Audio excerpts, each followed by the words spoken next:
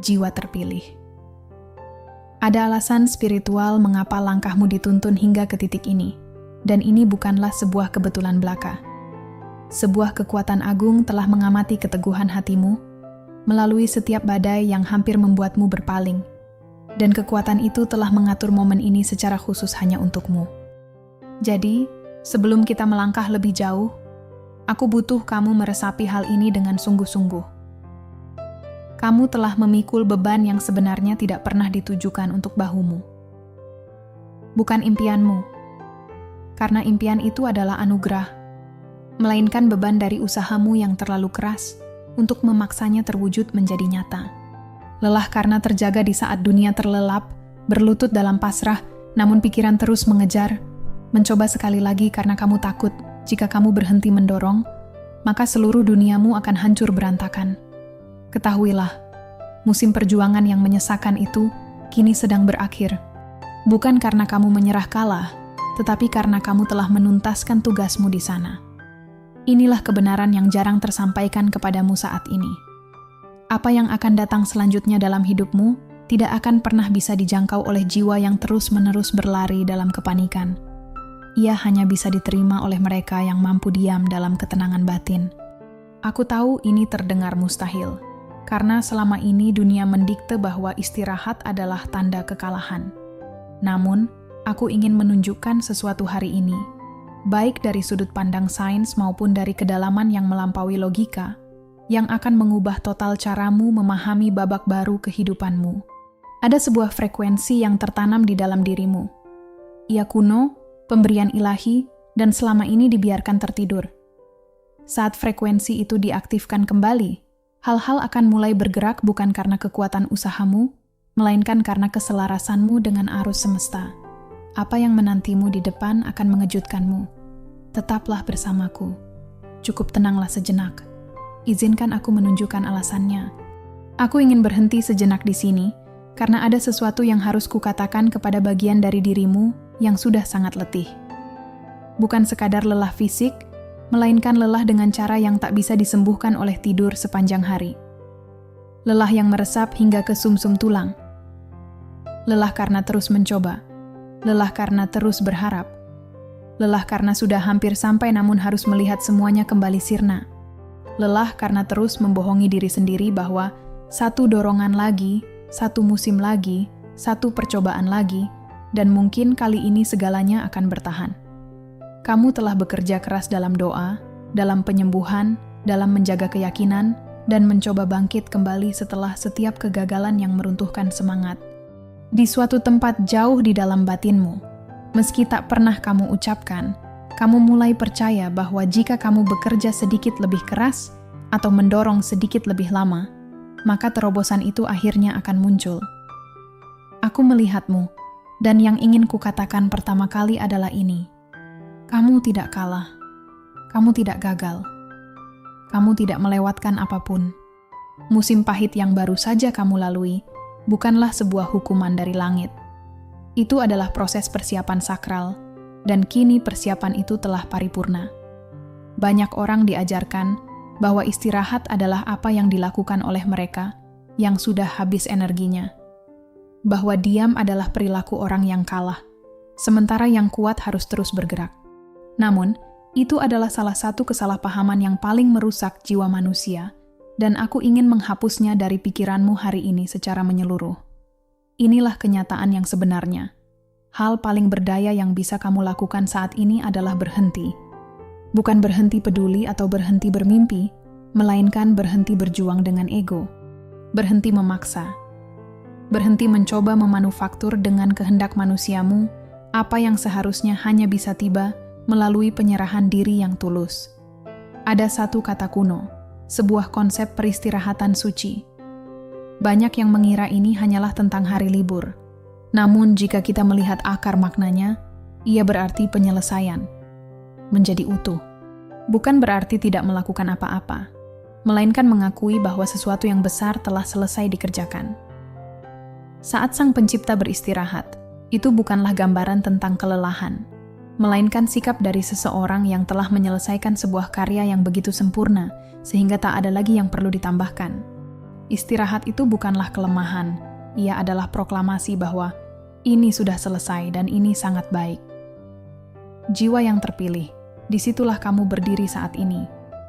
Bukan di akhir ceritamu, tapi di akhir sebuah bab yang telah menuntut segalanya darimu. Dan istirahat yang diminta darimu sekarang bukanlah tanda menyerah, melainkan sinyal spiritual bahwa tugasmu di musim ini telah selesai. Apa yang datang selanjutnya tidak membutuhkan usahamu untuk tiba. Tetaplah bersamaku di sepanjang pesan ini, karena aku akan membawamu melewati 3 lapisan transformasi yang semakin dalam.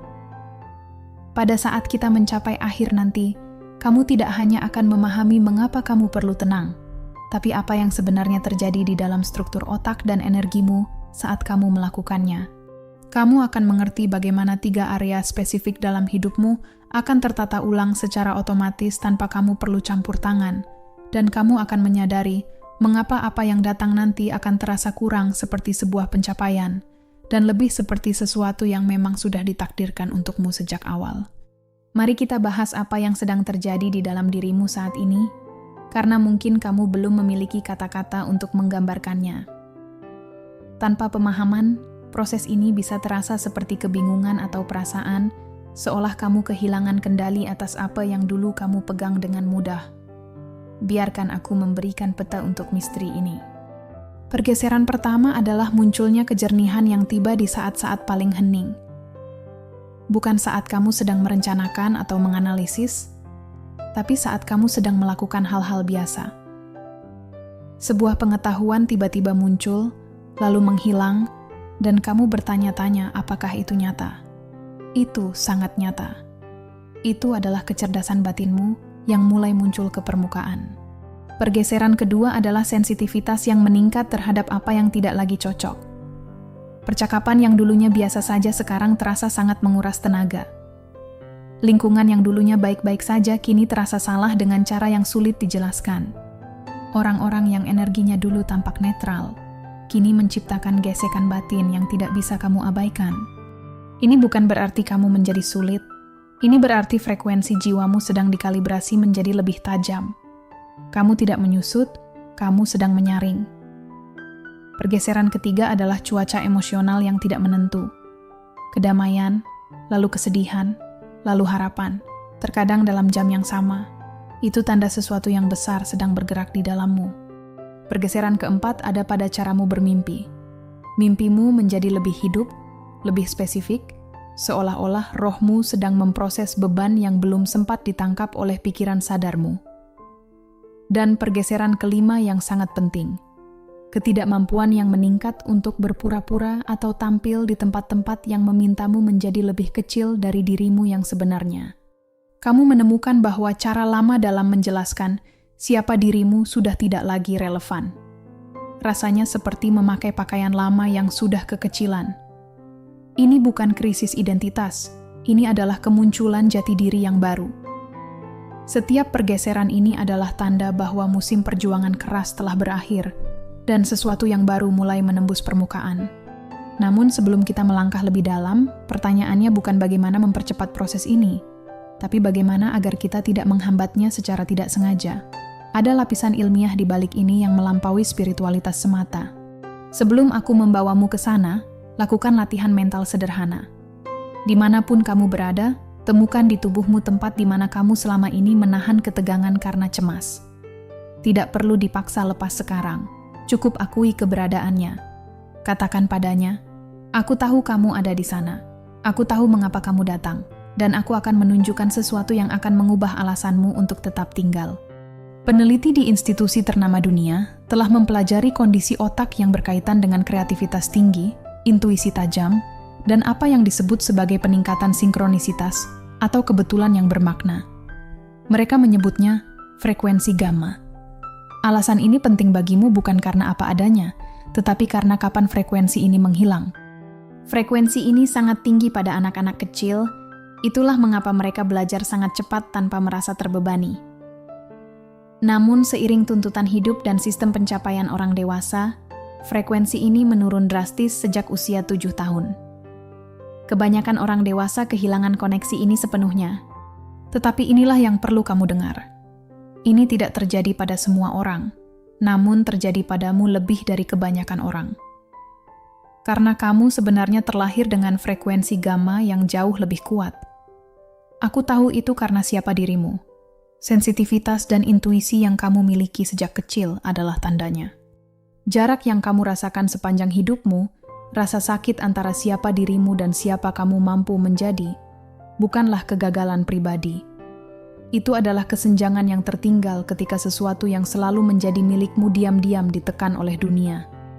Ini bukan salahmu, dan ini tidak permanen. Ingatlah analogi elang. Ia tidak berjuang melawan gravitasi. Ia hanya membuka sayap dan membiarkan arus udara mengangkatnya. Frekuensi gammamu adalah arus itu. Ia tidak pernah hilang. Ia hanya tertimbun di bawah lapisan kebisingan. Aku teringat kisah seorang wanita yang merasa otaknya beroperasi jauh di bawah kapasitas aslinya. Setelah ia membuat keputusan kecil untuk berhenti memaksa dan mulai menerima melalui latihan frekuensi harian, persepsinya berubah total.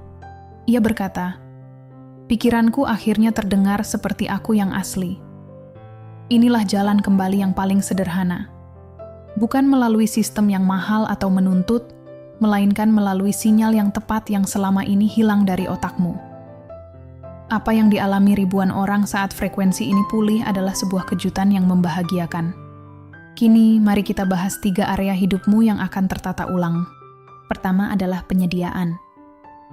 Peluang-peluang yang selama ini terhalang oleh energimu yang panik akan mulai menemukan jalannya kepadamu.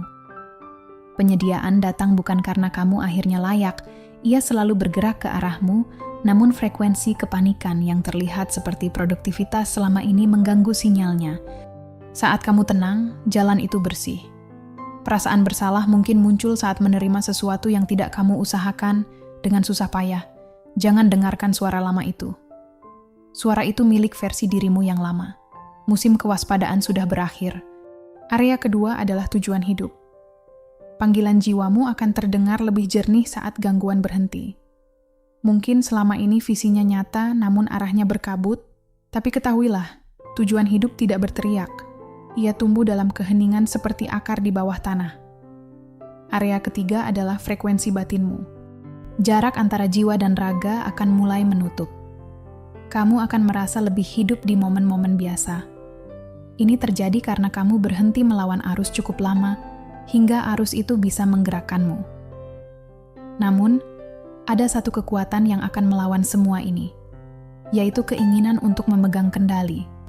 Kontrol adalah teman lama yang kini sudah tidak lagi berguna.